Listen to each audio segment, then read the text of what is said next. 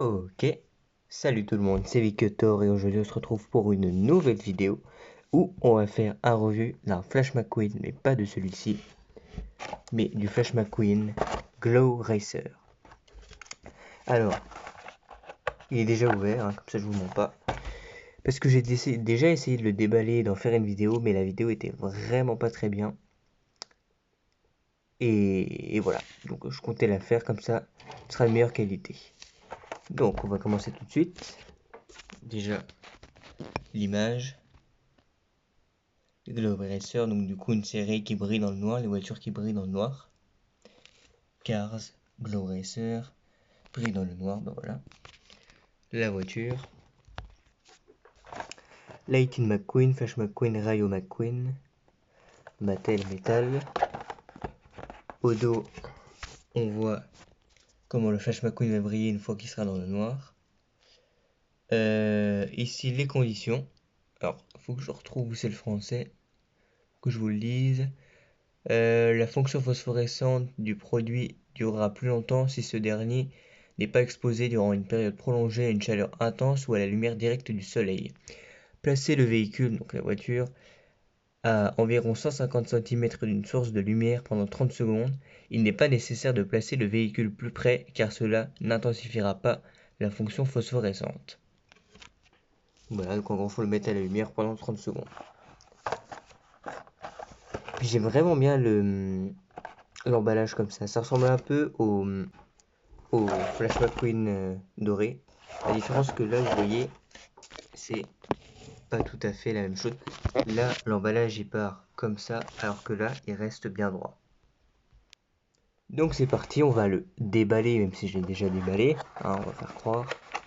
Hop, j'ouvre la voiture. Alors il y a ça, la petite bande avec les noms. Et écrit quoi? On s'en fout. Pas des trucs intéressants. La voiture, très stylée le support, moi j'aime bien. Et la voiture du coup. Donc c'est bien parce qu'en même temps elle pourra briller et puis je vous montrerai d'ailleurs comment elle brille dans le noir, ne vous inquiétez pas.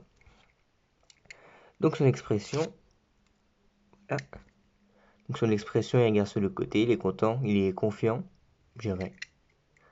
Ses roues jaunes, on voit bien que la différence entre le jaune et le jaune là, j'espère qu'on le verra à la caméra, entre le jaune de la voiture et le jaune des pneus. Sinon, bah, c'est un McQueen assez classique, hein, 95, Rusty ici aussi. Pareil de ce côté.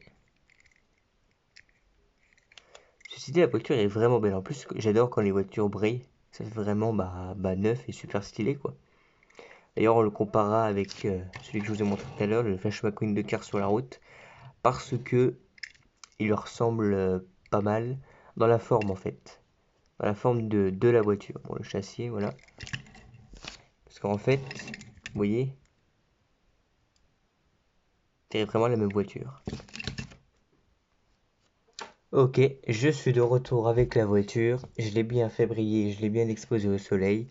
On va voir le résultat. Bon, bien sûr, vous attendez pas à ça, hein, bien sûr. Hein, ça va être, je sais pas comment c'est, mais bon, ça ne pas non plus hyper bien.